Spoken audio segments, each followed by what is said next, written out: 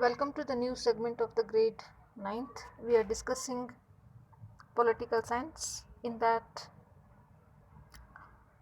the working of institutions. Today's topic is political executive. So, in a political executive, the document which is signed by a person, but he could not take any decisions on to make that document to pass. That is, you can remember that the office memorandum of reservation for to the some categorization of people,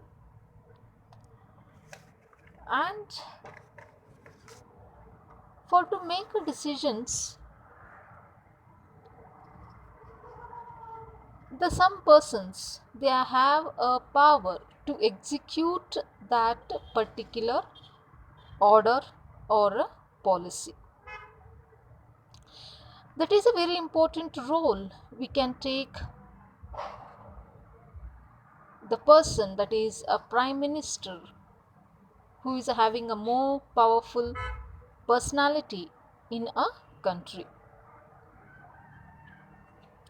But even though he need a support from to the Lok Sabha for to make any kind of execution or execute of a policy, orders, schemes, each and everything.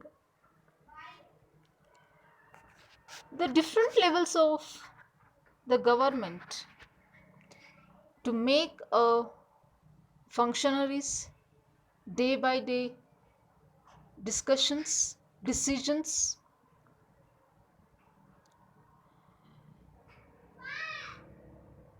The supreme power behalf of the people. The all those functionaries are collectively known as the executive. Why we call this executive? Because of they are in the charge of the execution of the policies of the government. That's why we are always discuss about a government. We usually make a government as executing the development implementation of citizens of a country. Next topic in that the same the political executives, in that the political and permanent executive. So here the political and permanent. The political means a particular period. In a particular period, they are involved in a political. And permanent, they are the appointed up to retirement by the government in a particular some departments. But in a political it won't happen. They are having a particular period or a duration of working in the political party in a majority section. In democratic country we are having a two categorization for to the executive. The one is very important, that is elected by a people in a specific period and a duration, that is called as a political executive. So these political leaders who will come in a majority category in majority parties, they are having a they are having a power to take a big decisions towards to the country, development of the country, implementation of the citizen, welfare of the people. In the second category, that is a people appointed on a long term basis, they are called, or they are known as a permanent executive or a civil services. So who the person who are the working under in a civil services, they are is known as a civil servant. The ruling party, it will be changes in after the period, that is a 5 years, but these civil servants, they are the permanently working in these executive, and these officers work under the political executive, and they are the assisting these civil servants, they are the assisting for to the political executives, political leaders, ministers in the day to day administration. Here we can recall the role of the political and non-political executives, which we can already learnt the know about a office memorandum.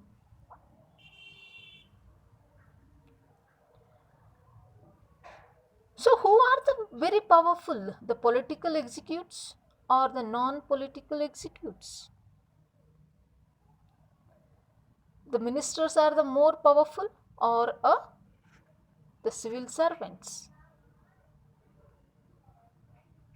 Now when we see the practically, these civil servants, they are the appointed by a learning a highly qualified people, and they are the very expert, and they are the having a more knowledge of the subjects. They will advise,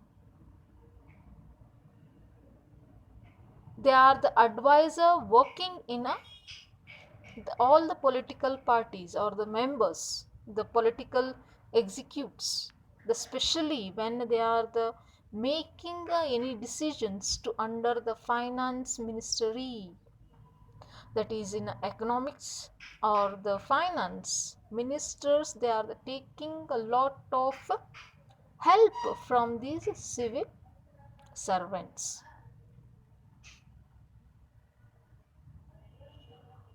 So even though in technical matters, and as well as in a defense, in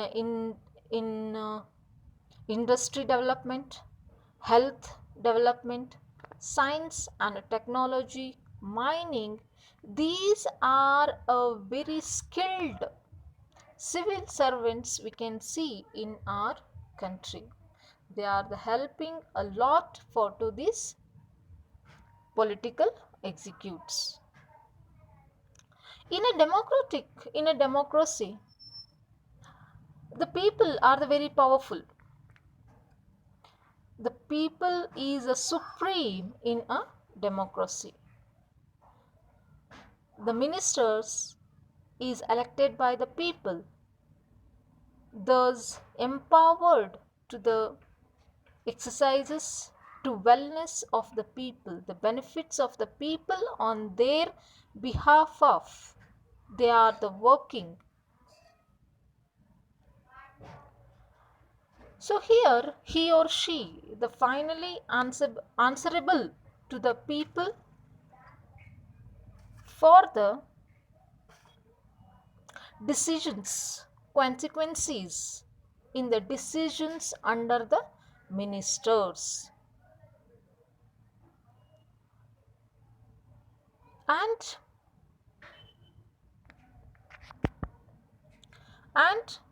the overall framework and objectives with the which decisions they are the making, that is a ministries. And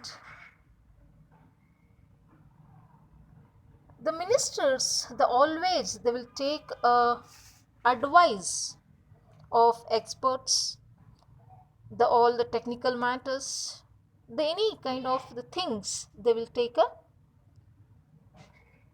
advice. And the experts, they will advise them.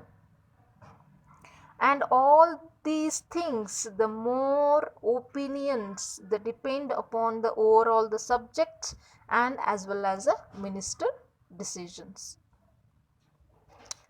Actually, in the large organization, we can understand that when they are the taking the decisions, the all the experts advises as well as the thinking of people, without doing the any discrimination, without doing the any kind of the difference, they will take a welfare decisions to make better life of people.